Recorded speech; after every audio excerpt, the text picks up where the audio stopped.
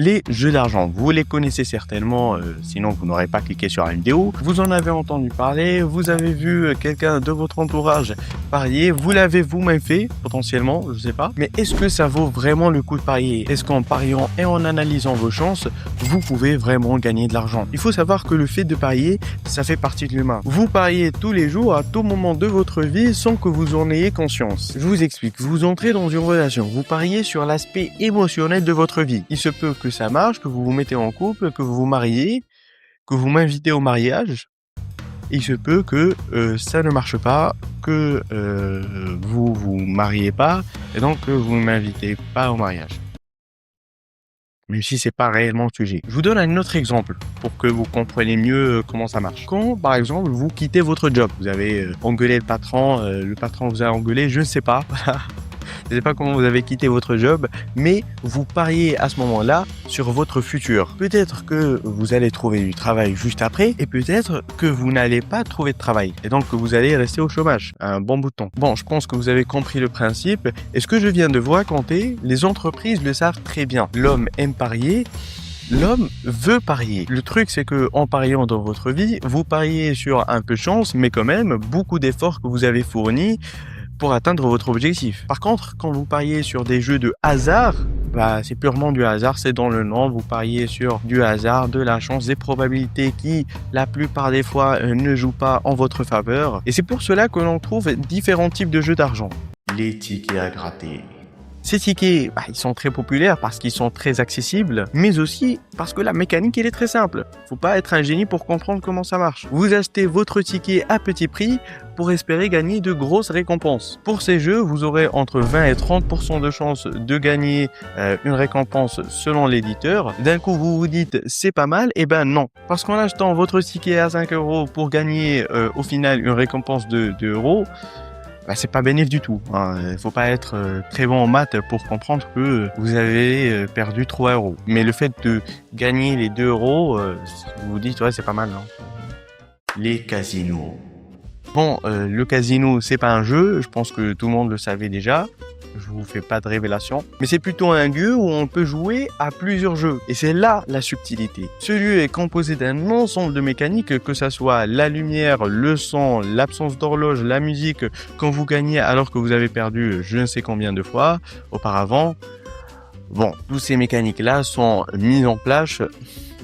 Tous ces éléments et toutes ces mécaniques sont mises en place pour vous inciter à rester plus longtemps et donc à dépenser plus d'argent. Les paris sportifs. C'est-à-dire que vous allez parier sur une équipe dans un sport donné. Soit sur l'équipe qui va gagner, sur le joueur qui va marquer, sur le joueur qui va faire une passe décisive, sur les joueurs qui va boire de l'eau pendant un match. Bon, la dernière, je ne suis pas sûr, mais vous avez compris, vous pouvez parier sur tout, littéralement. Les jeux d'argent en ligne. Et c'est là pour moi les jeux les plus dangereux et les plus destructeurs pour une personne. Là où pour les autres types de jeux, il faut se déplacer, choisir le bon moment, montrer sa carte d'identité pour montrer qu'on a plus de 18 ans.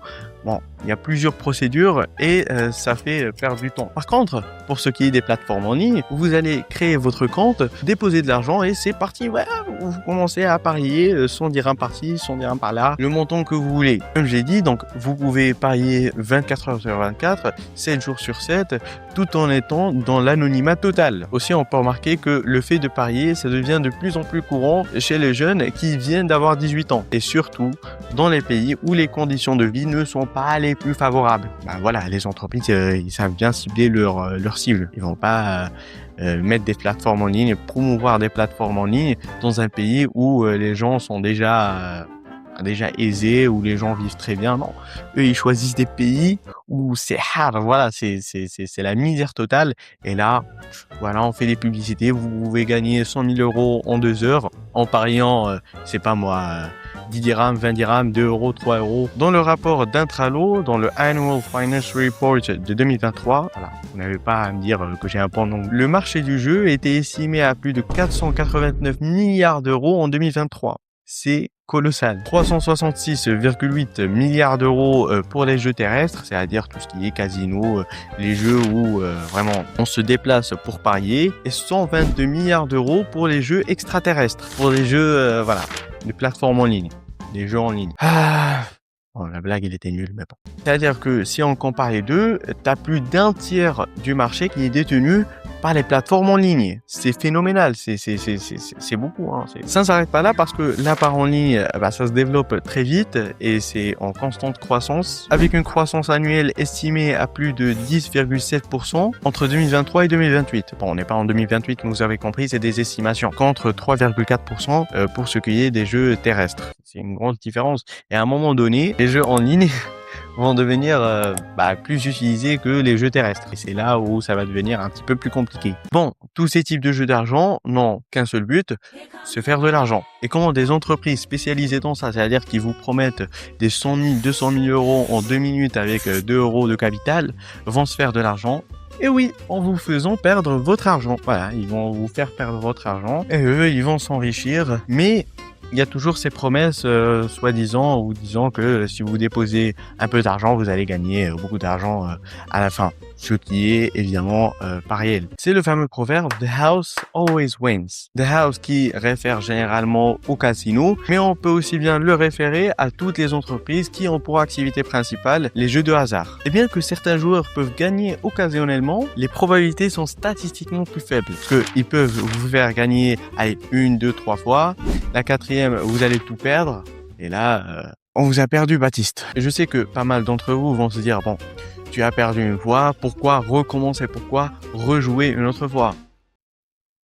Parce que le fait de jouer une fois entre copains, entre potes, dans des événements spéciaux sur une équipe que vous aimez ou quoi, ça c'est pas un problème. Le véritable problème, c'est le fait de jouer, de perdre, de rejouer, de gagner et d'entrer dans une boucle où vous ne pouvez plus sortir. C'est ce qu'on appelle l'addiction. En fait, la personne, elle va tellement jouer qu'à un moment donné, elle va gagner, évidemment. Bon, elle a perdu un bon nombre de fois, mais au final, elle va gagner. Et donc, elle va se dire, c'est pas mal, voilà, on a gagné. Au moment où elle va perdre, elle va oublier toutes les fois où elle a perdu.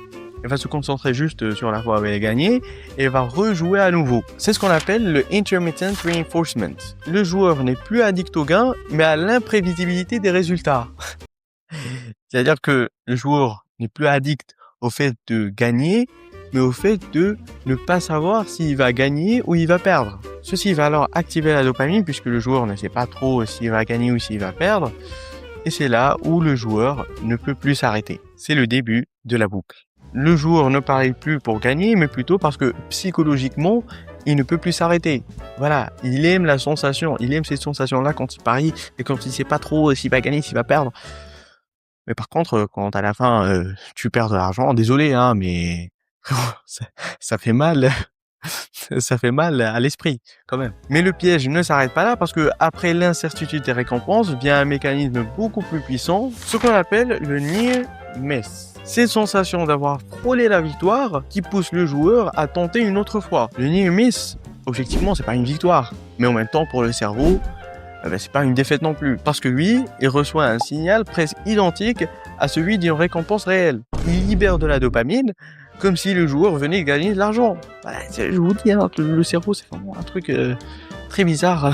C'est complètement con, en fait. Résultat, le joueur se dit qu'il était presque là et va continuer à jouer. Voilà, il va recommencer, il va se dire, bon, j'étais presque, la prochaine fois, je vais jouer, je vais gagner. Non. Ça marche pas comme ça en fait, parce que la loi des les probabilités sont indépendantes. Imaginons une machine à sous, même si je considère que la machine à sous, c'est vraiment le pire investissement en ce qui concerne les paris. Mais on va imaginer ça. Vous obteniez 2 cerises alignées, et pour la 3e cerise, elle est juste au-dessus. Techniquement, vous avez perdu, mais pour votre cerveau, c'est un near miss. Vous avez gagné, mais en même temps, vous n'avez pas gagné. Bon, objectivement, vous n'avez pas gagné, mais bon. Et il te pousse à remettre une pièce et à rejouer, ce qui nous met devant le gambler's fallacy. Le joueur se dit qu'il était à ça de la victoire. Le problème, c'est que les événements sont complètement indépendants. C'est-à-dire que l'événement A est totalement indépendant de l'événement B.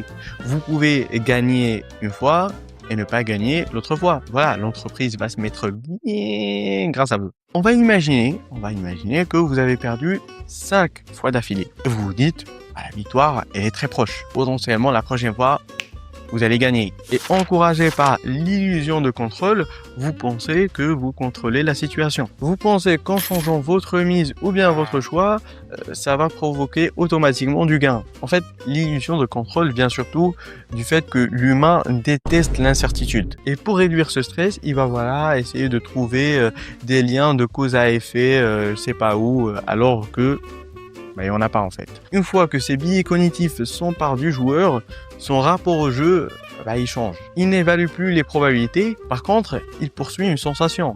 Et c'est là que l'impact psychologique devient très dangereux. Le jeu pathologique est souvent corrélé avec des troubles de l'humeur. On parle là de dépression et d'anxiété. Les émotions négatives constantes telles que les perturbations de l'humeur ou bien même le stress financier peuvent parfois pousser le joueur à utiliser le jeu comme moyen de régulation. Même si, au fond, ça aggrave la situation. Le fait de perdre tout le temps de l'argent, ça va rien réguler du tout. Et oui, parce que certaines personnes vont jouer juste pour échapper à des états émotionnels négatifs. Cette motivation d'évasion associée à la dissociation est particulièrement dangereuse parce que le jeu, il devient comme un refuge émotionnel.